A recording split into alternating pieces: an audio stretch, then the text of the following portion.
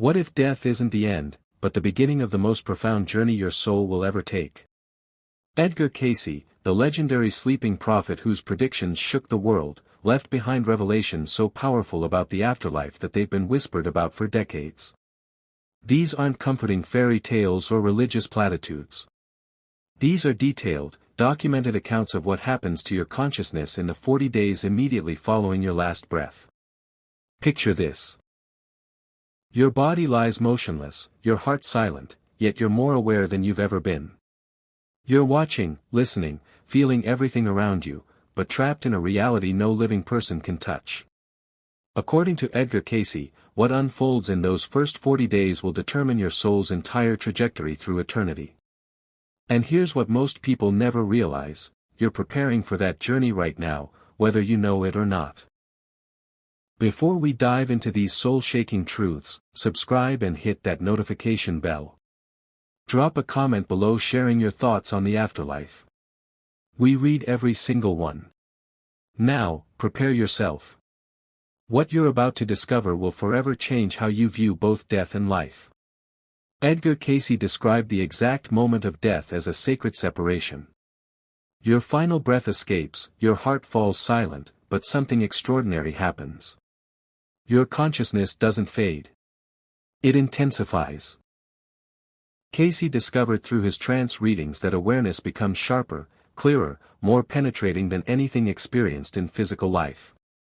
You're suddenly observing from outside yourself, watching doctors pronounce the time, seeing loved ones collapse in grief, yet you cannot reach them. You want to scream that you're still here, still conscious, still present, but your voice no longer exists in their dimension. According to Edgar Cayce, these first moments are filled with profound confusion.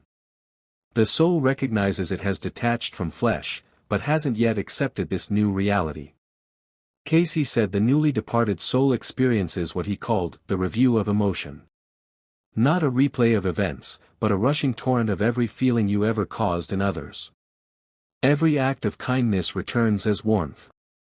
Every moment of cruelty returns as piercing regret. This isn't judgment from an external God.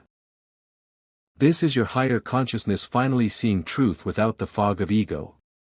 But here's what makes those first 3 days absolutely critical. Edgar Cayce revealed that the soul remains tethered to its physical body during this period. Not by choice, but by spiritual law. It's a necessary detachment process, like an astronaut slowly decompressing before entering space. The soul hovers near its former shell, attending its own funeral, hearing every prayer, feeling every tear. Cayce discovered that some souls desperately try to communicate during this window. They move objects, create sudden temperature drops, send unmistakable signs. Most people dismiss these as imagination, but Cayce insisted they're real attempts at connection. During these 72 hours, something else begins. Cayce said that spiritual guides start gathering around the newly departed soul, preparing for what comes next. These aren't strangers. They're souls you've journeyed with across multiple lifetimes, now serving as your escorts into the great unknown. And as that third day closes, the soul feels it, an irresistible pull toward a realm that exists between worlds. But what awaits there will shock you. Stay with me. Edgar Cayce called it the intermediate plane, a dimension existing between physical reality and pure spiritual existence. According to Cayce, on the 4th day after death, the soul fully enters this mysterious realm, and what it encounters there is unlike anything imaginable. This isn't heaven. This isn't hell. This is something far more complex, far more personalized than traditional religion ever described. Cayce discovered that this plane operates on vibrational frequency. Your soul doesn't get assigned to a location. It gravitates toward an environment that perfectly mirrors your spiritual state. If you lived with love, compassion, and genuine growth, Cayce said you awaken in luminous spaces filled with indescribable peace. But if your life was consumed by hatred, greed, manipulation, or violence, you find yourself in shadowy realms that reflect that darkness back to you. Not as punishment. As education. Here's what Edgar Cayce revealed that changes everything. these environments aren't permanent prisons or rewards. They're classrooms. The intermediate plane exists to show you the truth of who you became. According to Cayce, many souls experience profound shock here. The masks they wore in life dissolve completely. The lies they told themselves become impossible to maintain. You stand naked before the mirror of your own essence, and that mirror shows no mercy. Between days 5 and 10, Edgar Cayce said the soul begins encountering others. Some are familiar, souls from your earthly life who passed before you. Others are complete strangers, travelers on their own spiritual paths. But communication here doesn't require words. Cayce discovered that thought becomes the universal language. Your emotions, memories, and intentions become visible energy that others can perceive instantly. There's no hiding, no pretending, no social masks. This is where Cayce issued a haunting warning: some souls become trapped in the intermediate plane.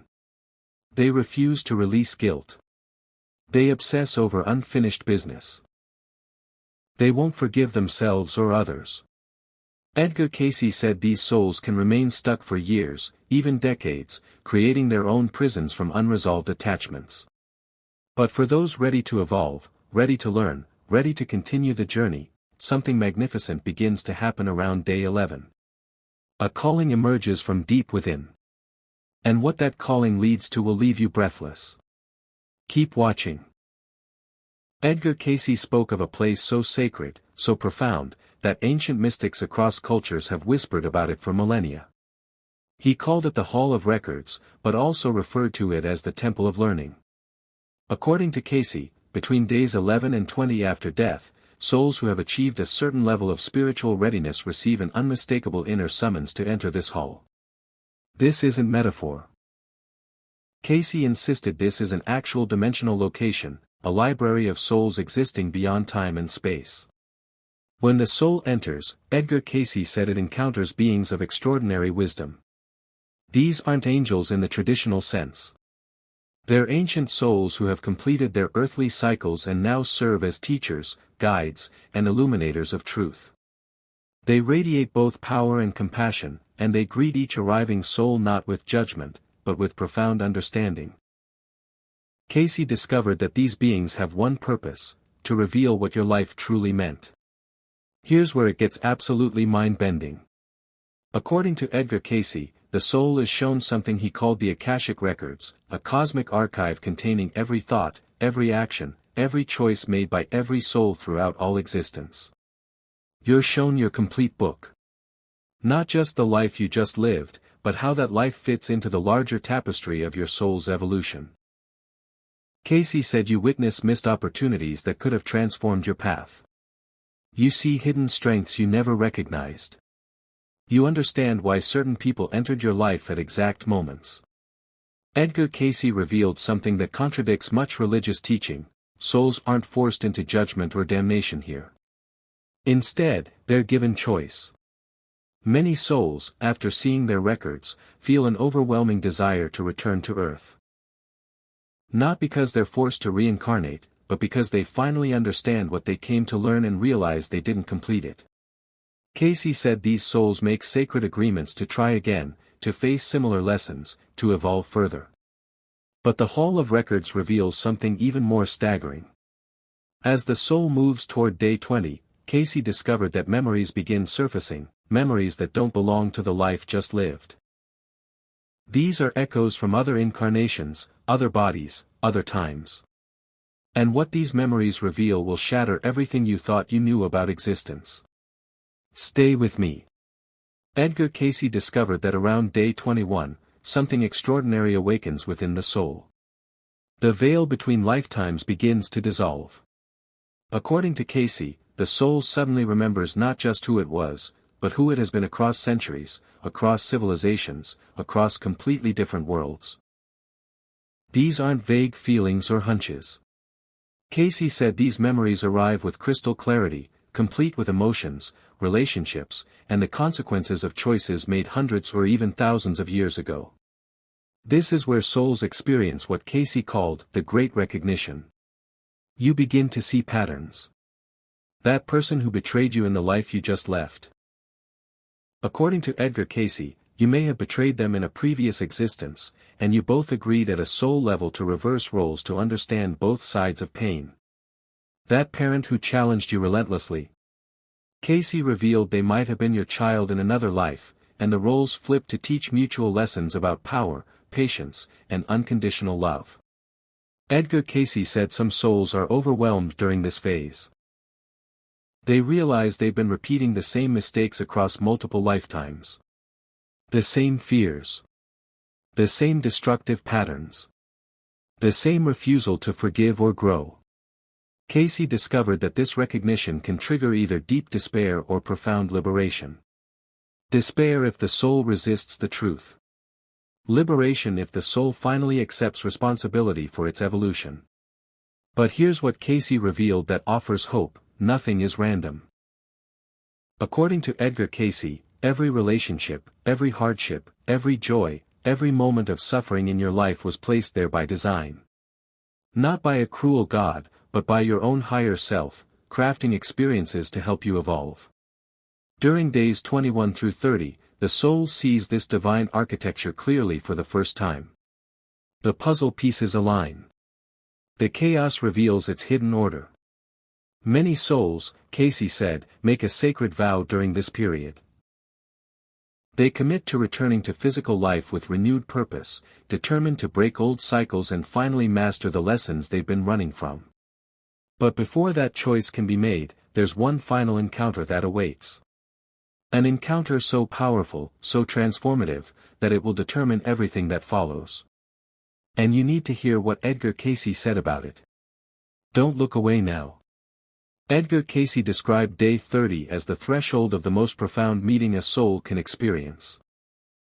According to Cayce, this is when you come face to face with your higher self, the divine, eternal version of you that has existed since before time began.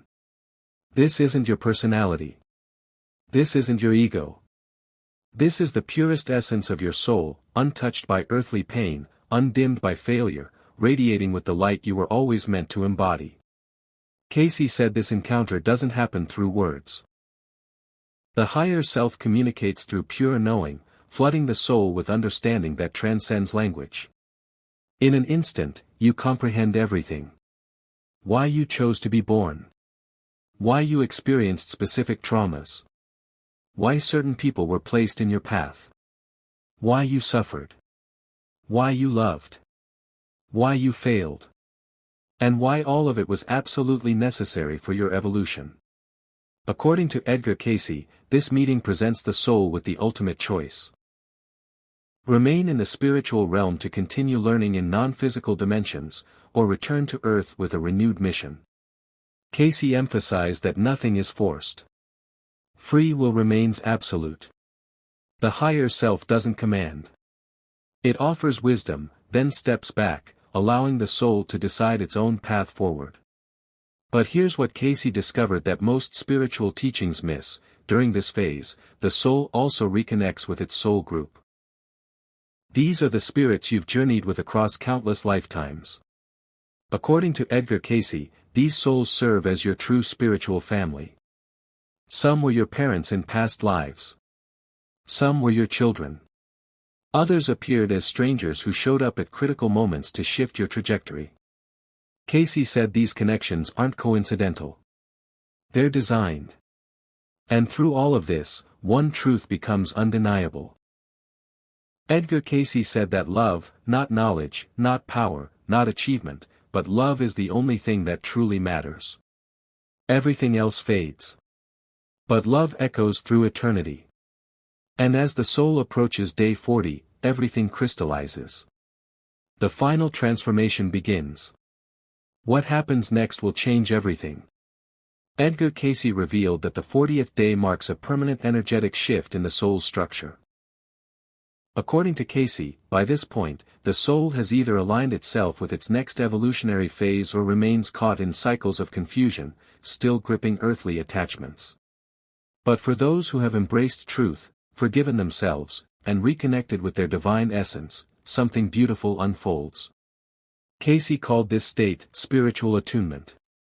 The soul locks into a frequency that determines what comes next.